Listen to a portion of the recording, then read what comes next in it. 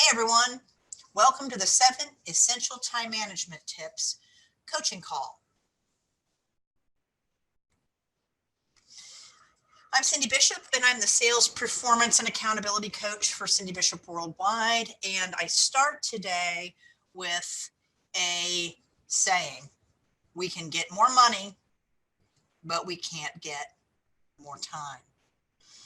Don't gamble your life away day after day after day, not understanding this, because it is really critical to the success of your life and your business, and understanding what you're doing in that business and that life so that you can be more productive. You can do this.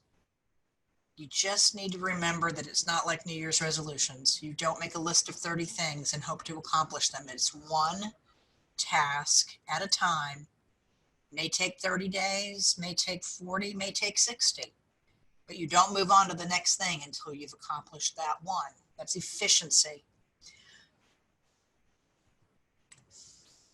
The topics that we're going to cover today are all surrounded in time essential efficiencies.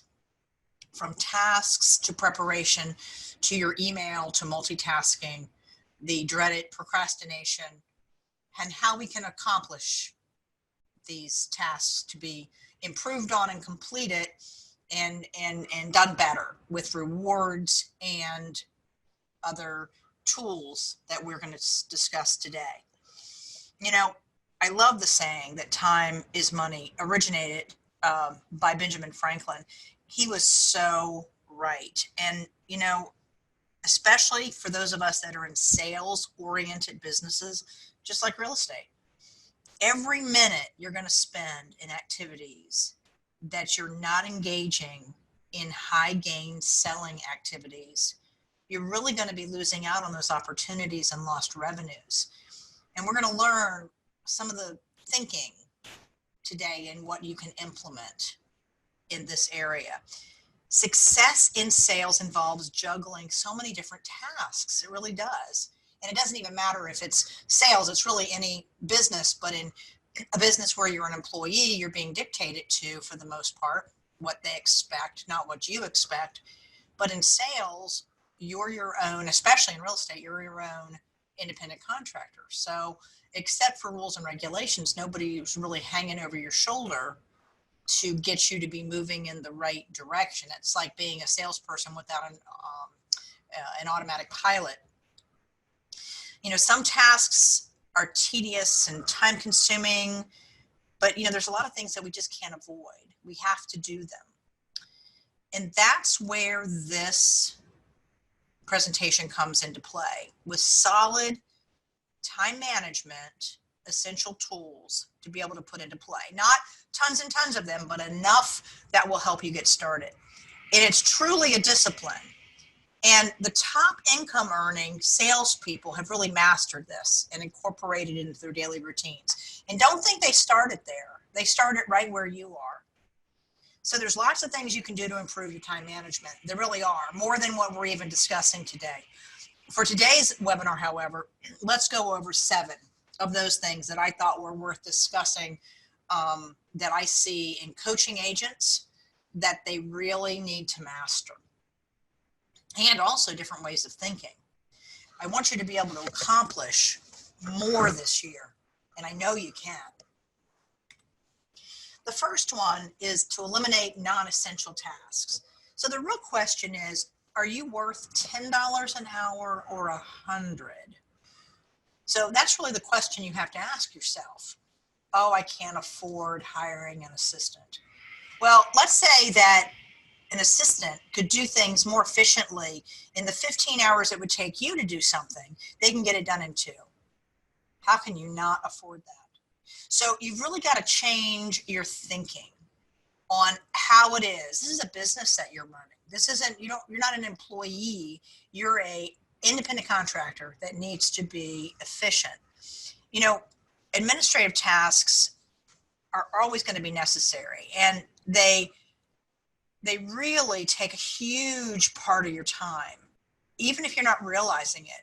If you kept a time log every time you started an administrative task, you would be overwhelmed when you realized what kind of time you were putting into something that you would be paying somebody. You might even pay them $15 an hour. It would still be far more efficient for them to do it. Plus, they're better skilled in that area. Because remember, the better we are at certain things, the fewer other things we can do really well. So you really want to get good at the big money generators, getting leads, converting them, making your database love you. Those are the things you really need to be focusing on, and you have to do them. They cannot. So if you want to maximize your time, see what you can do with these administrative tasks in eliminating, automating, or outsourcing, like I mentioned, to a virtual assistant or an assistant that would be physically in an office.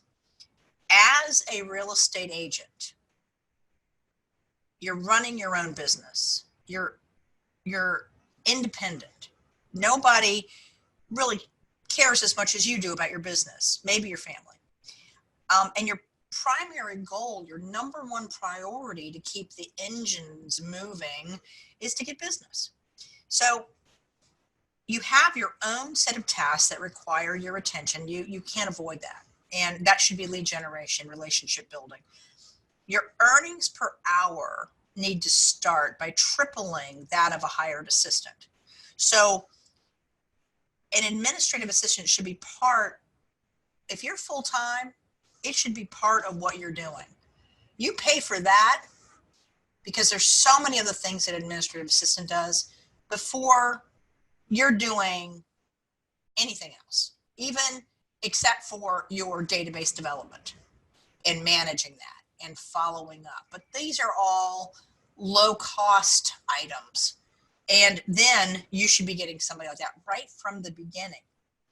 So, and if you're full time and if you're successful, then there's no excuse at all. You need to have an assistant. So again, that commitment might be $10, $15 an hour, but it's going to save you thousands and thousands of dollars in lost revenue. You've got to learn to think like a CEO.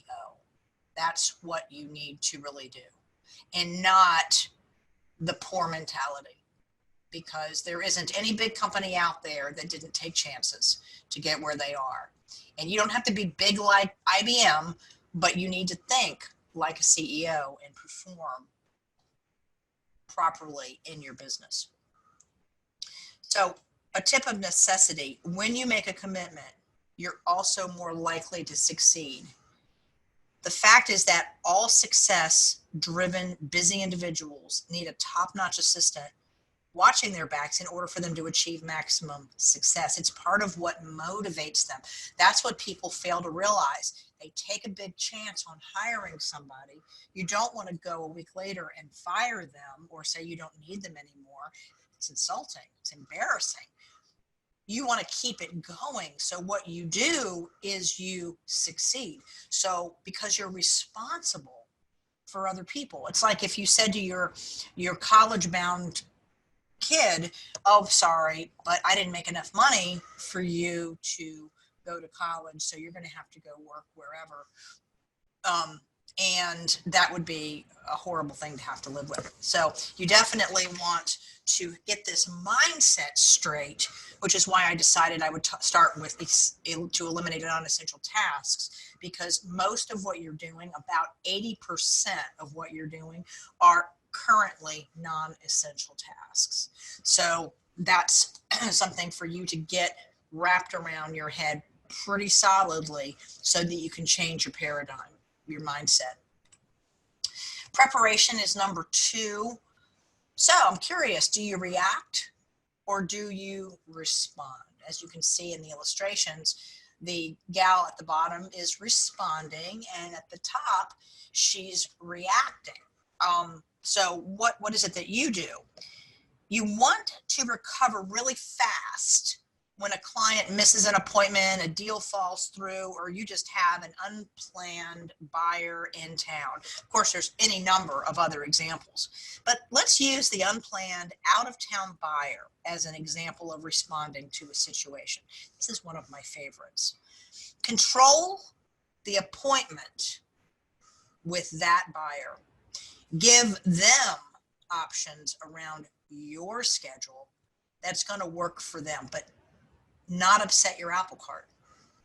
Many agents, I see that they just think they have to drop everything they're doing that they've planned or not planned when that needed deal, the needy agent, the needed deal walks in the door. More often than not, offering time options to that same buyer will gain you a lot of respect as a professional instead of being labeled as a doormat, because mentally they are thinking of you that way, that you could roll over and play dead and do whatever they want. They're only thinking of that when you do it. They're not thinking of that when you give them options because you have other appointments. Everybody wants to work with an agent that's sought after. Every buyer or seller wants to work with an agent that's desired. Nobody wants to work with a doormat. So you definitely need to get this also in your mindset. You don't want to be stingy with your time or obnoxious. You don't want to do that, but you want to act like a professional. If you walked into your dentist office, they're not going to stop everything they're doing to fit you in on a moment's notice. They actually have things called emergency appointments for emergencies, and they still have to schedule you in. I mean, I've literally seen agents drop everything they were doing. And, what's happened to a lot of those agents, and I get a lot of these stories through my coaching with agents, that the buyer ends up going to a new home or ends up using another agent because they don't respect that agent. And it's not always what you say, but it's how they perceive what you say. But you can decide. No one knows what your day looks like or how you really run your business, much less your entire biography. So take control. They don't know. Just set some limits. Take control and decide who's going to master and who's going to serve. I hope you're going to say you're going to master your business. So decide where you want to be. If you have a lackluster business and you're always frustrated by people disappearing, I guarantee this is what you're doing. Everybody wants to work with somebody that exudes confidence. Everybody wants to work with somebody they feel is prepared, that knows their stuff. And also, people are also far more loyal when it is people that you've worked with before or have worked with somebody, their referral from somebody you know. So preparation on many, many levels is critical for your success. And that includes the preparation to master the control of your business. Number 3 is email. We see people on their phones, walking around, not listening, not hearing, constantly on their email, which if somebody really wants to get you, they're going to call you on the phone or send you a text. They're not necessarily going to email an immediate, something that needs an immediate response. So the first thing is you need to schedule your email. I mean, it's super easy and an effective tool, but it can also, and I see it all the time, being a tremendous drain on time and energy. Even in my own business, I see that. So I set limits, I set parameters, but I also utilize some tools that I'll tell you about. So you want to set aside time daily to handle that email. I always recommend taking 30 minutes first thing in the morning and again later in the day or at the close of your business. And let people know, again, back to that last slide, which was preparation. Let them know, communicate with them. Let them know that if they really need to get a hold of you urgently, within an hour, they are to text or they're to call you. And that way you're training them so that you can train yourself to not be inefficient. So Getting on your email twice a day is ideal because you want to clean it out. You don't want to just leave things sitting there, obviously.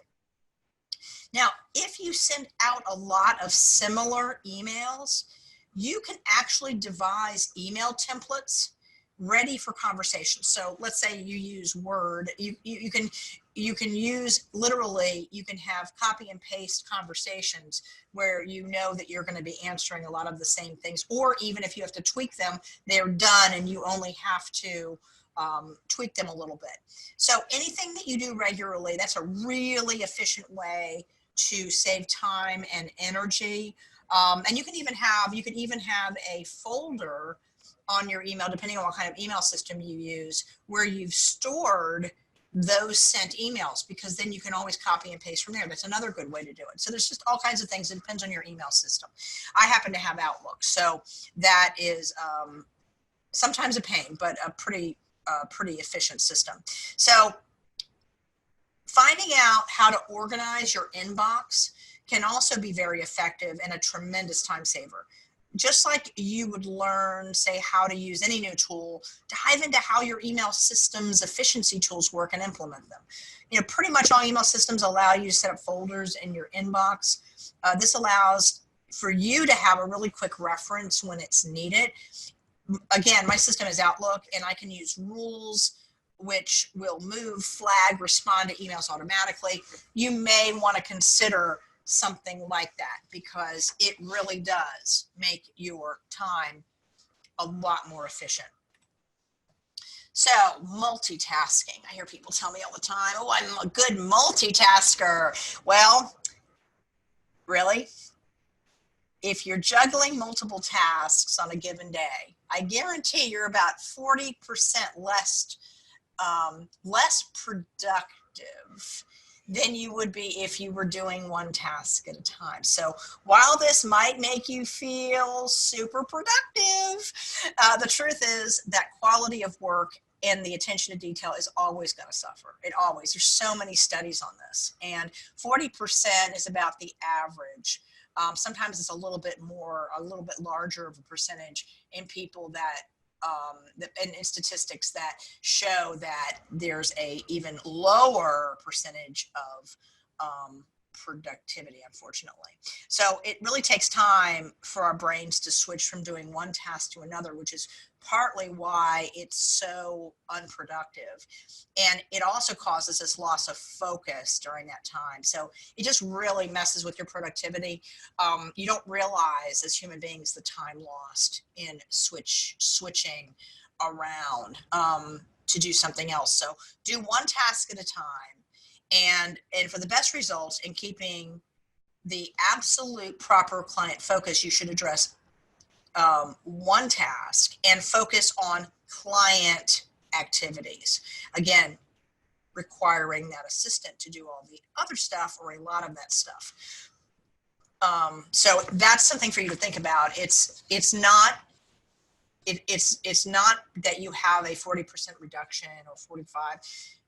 Because you can't handle doing two things at one time. But again, it's because of the way we're made as humans, and we just can't catch up fast enough. It's just the way our brains work. I can't emphasize enough that prioritizing your tasks one at a time is always your client focus. It's your significant connections. I had an agent the other day that was on a coaching call, and she said to me, Cindy, you're right. I said, what am I right about? I want to know this. And she said, you are right that if I had just been doing my significant connections for the last 6 months, that I would have reached my goals. I just started doing them. I forget what she said 2 months ago. And that's when she got the majority of her deals. Wow, surprise. So significant connections, my formulas are not pulled out of the sky. They are tried and true, worked and result oriented.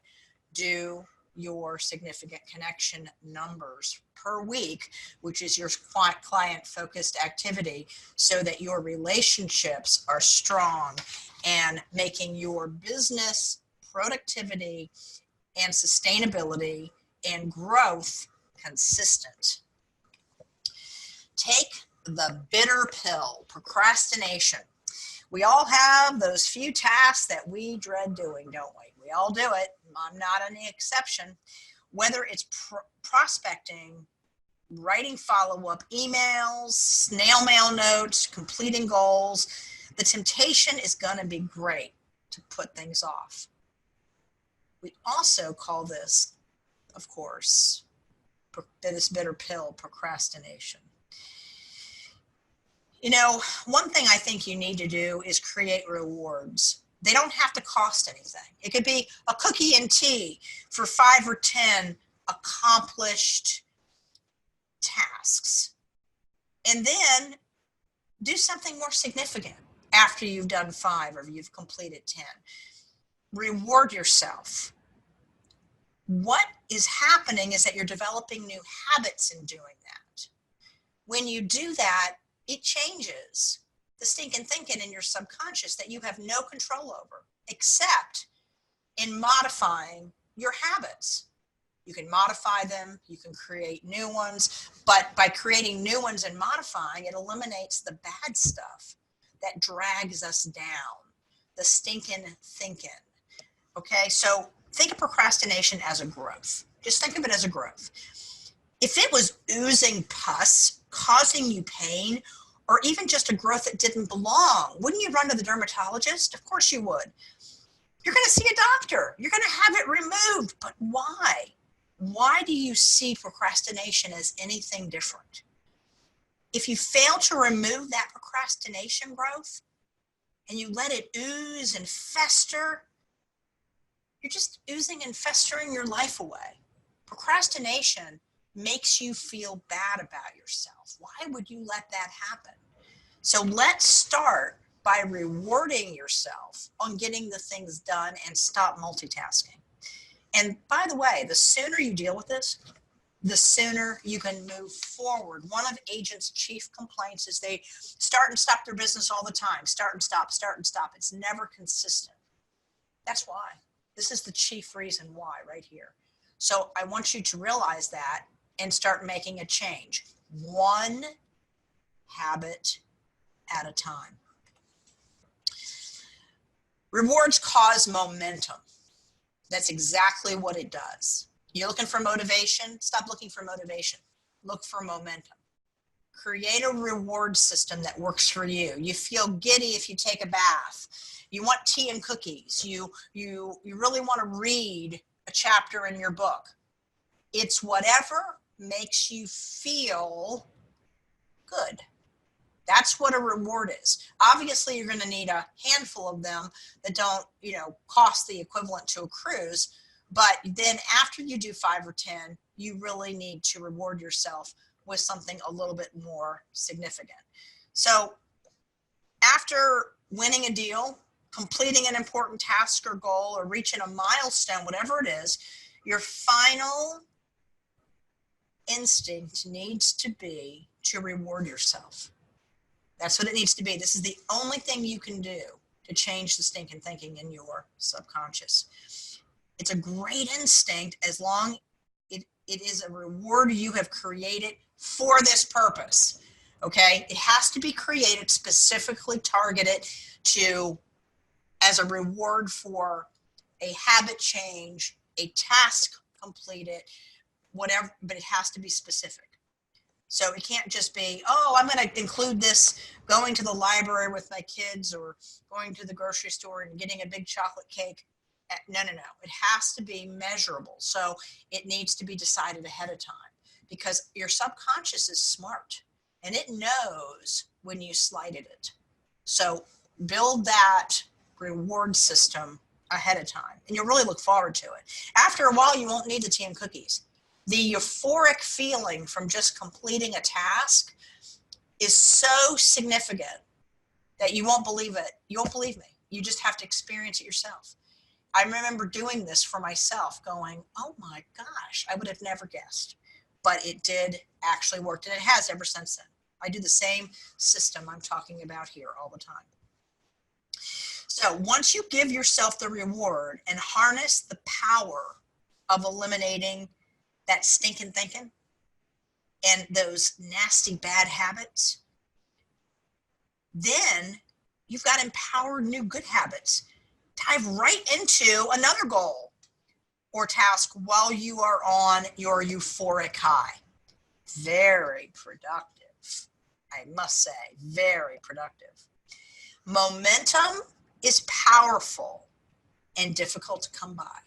So don't stop until the rocket fuel has diminished. Go right after it. Jump right into the wave, right into the rocket fuel. That is why you're going to need to use the positive flow of energy and confidence to get going right away. Just do it. The seventh thing on our list is replicate our past successes. If you like to do it, you have success in doing it, you love doing it, just do it. You know, real estate is a relationship business. You don't need to buy lists. You don't need to pay money for Zillow leads. You need to build relationship. I do yoga, which is why I picked this image. I love it. I didn't start out loving it. It's kind of a chore. But the relationships I've built in yoga with like-minded people is astounding. You need to be doing the same thing. Live your life and build relationships within it. Real estate is and has always been a 24/7 kind of job.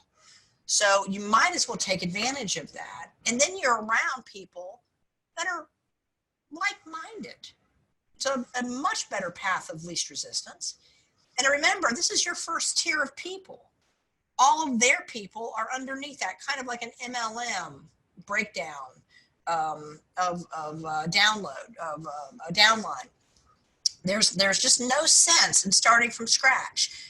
Do what works for you. If you're having a good time, if you believe in what you're doing, if you feel good about it, you affect all the people in your atmosphere. They want to be a part of that.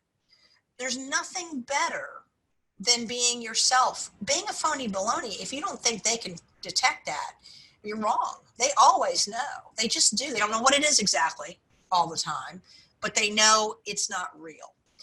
So review the good and the bad in everything you do to see what has proven to be successful, and do it. You are a professional in a sales industry. It's always and always has been built on relationships. No one has ever made a lot of money buying lists or running unconnectable ads.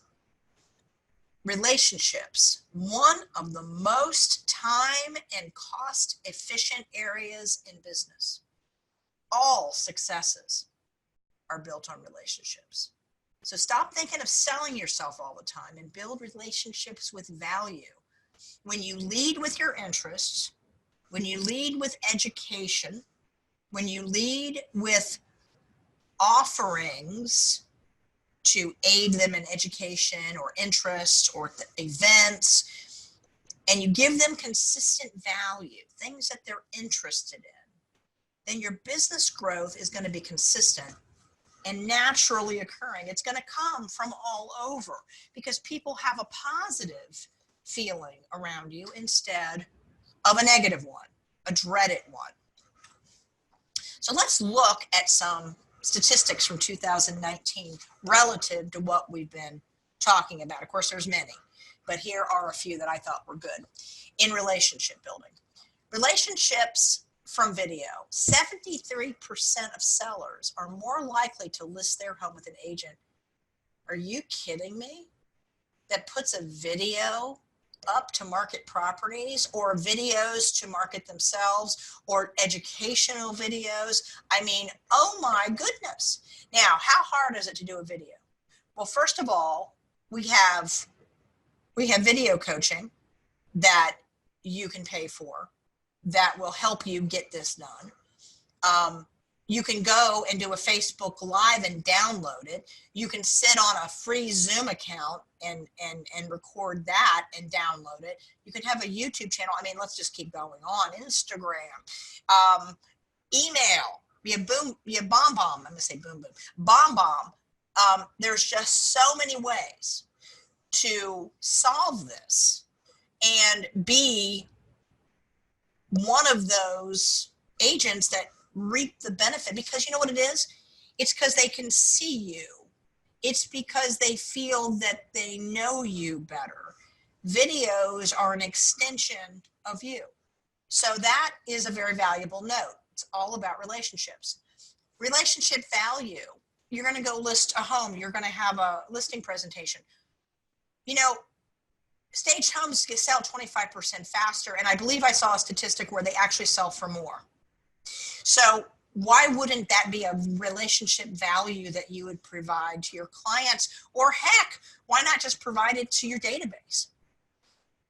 I even have a staging book that people can get that was done, that we wrote together. I wrote together with one of my past coaching agents that actually became a certified stager, and she does a really good job.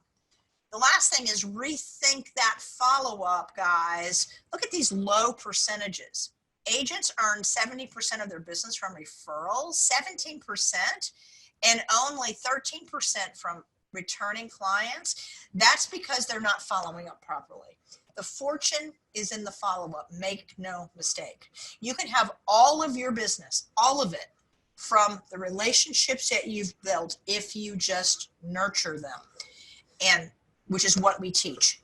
So rethink that follow-up. Look at all the business that's being missed out there. If you're not doing a good job, you're getting this or less. This is, these are statistics right off the internet and from agencies and the National Association of Realtors. All right, in conclusion, if one thing is true, it's that succeeding truly in any kind of sales business requires the ability to complete a multitude of tasks each and every day. In order for you to be successful and give clients and prospects the proper attention, you really need to make time management a priority.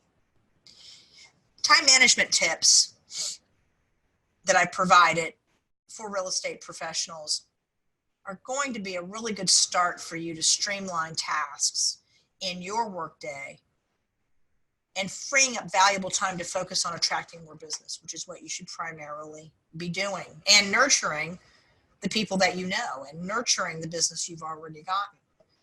That's what you need to be doing. Don't start all over again with new leads. It's like starting your business over every month. As a sales leader, which is what I want you to think of yourself as, it's your job to work the tools to be proficient in your organization, in building and working a plan that works for you to gain a consistent business, and to stay focused. Your relationships depend on it. Your business depends on it. And everybody's rooting for you. So let's get going and let's create a consistently successful business. Have a super day.